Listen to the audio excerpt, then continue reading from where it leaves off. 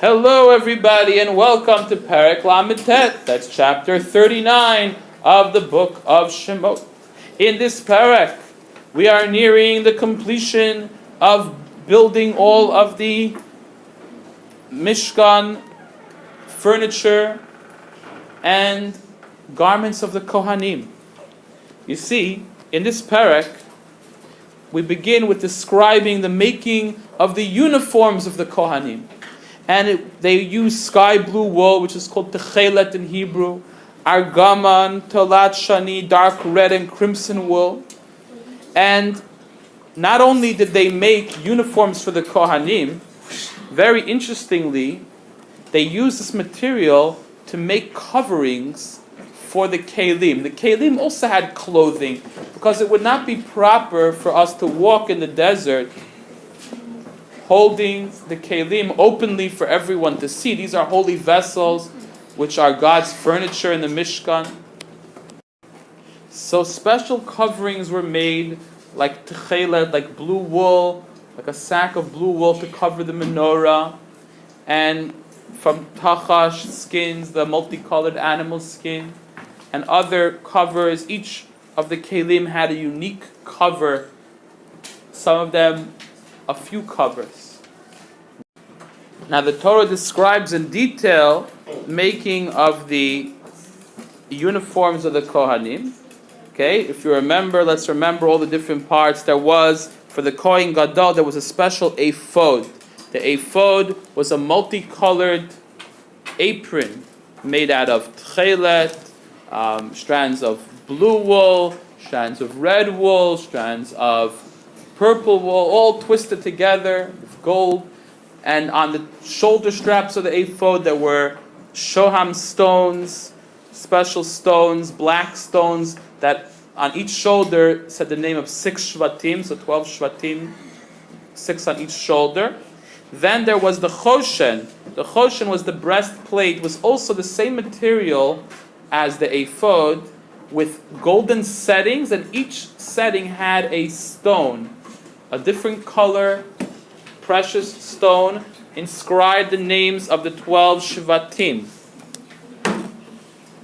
And then we had the me'il, we had the blue robe, sky blue robe with bells and pomegranates on the bottom.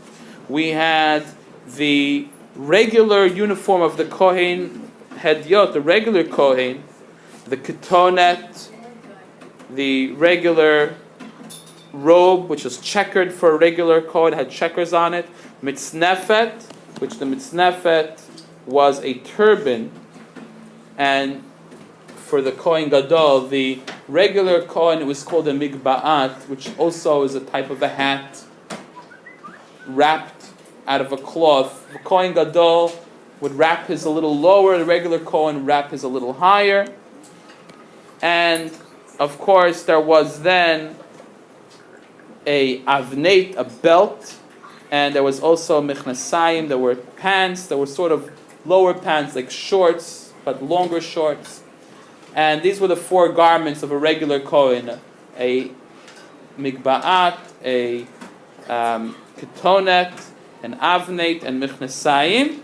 And then for the Kohen Gadol, additionally, he also had besides the ephod, the me'il, the choshen, he had an extra garment called the tzitz, a golden plate which said Kodesh LaHashem, attached on his turban with blue techelet strings. Okay, then the end of the Perek, Lamed Tet,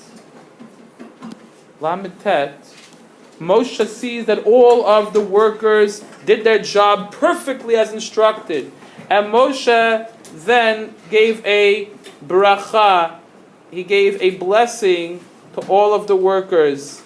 He blessed them for doing their work properly and the right way.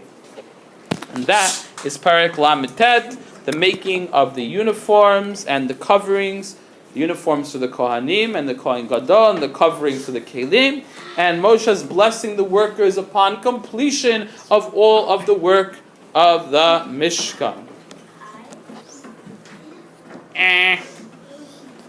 Wait a second. We gotta clean up the Perek. We gotta clean up with a little cleanup act from the MoP. Huh? What do we need a mop for? Because a mop is a silly story for Perek Lamed Tes. Chapter 39 is mop. I don't get it, Mr. Mop. Well, let me show you. Because if you take the word map, okay? Let me show you. If you take the word map over here, and you realize that the M is a 3, which fell on its side. The O doesn't count because it's a vowel, and the P is really a 9 reversed.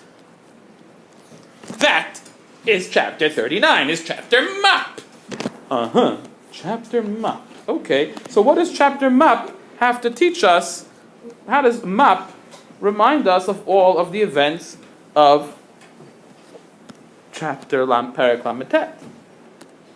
Patience, I will tell you. First of all, you see, my silly story goes back when we had to make the kalim. You see, Bezalel was busy making the kalim, and of course, you know, like when you go to Macy's, you need to see the clothing, so he had to find something to model the clothing on because the Kohanim were not around. So, you see what he did was like this. You see, he took a bunch of maps, and he made a little mannequin, you know. He was putting the clothes. Let me show you how it looked. He took one map like this, and he took the map, and he put one for the Kohen's head, yeah, and then one for the Kohen's arms, okay, and that was a mannequin, so you can see they put on the Kohen, and there we go. Here we have another map over there for his legs. There we go, and another one. Yeah, so we had a mannequin, we had a little statue made from, you know, all the maps. And then he used it to try on all the kalim, that's right. And then he put the golden plate on the head of the map, and he put, of course, the tzitz wrapped around. Yeah, there we go. Here's a nice Kohen face. And then, you know, he put the apron on. And that was what we did with the map. He made a mannequin, and he hung everything on the maps. That is absolutely preposterous. What a ridiculous story. Probably maps were not even invented in the desert because they had sand floors. Hey, don't mess with my silly story. This is my silly story. Okay, Mr. Mop. And what about the blessing? What about the blessing of Moshe? How does that fit in? Well, very simply. You see, Moshe was walking along, and he saw the workers, they were mopping up all the kalim. When they finished the job, they were giving in a last mop to make sure everything was nice and clean. And Moshe saw them mopping up the Mishkan.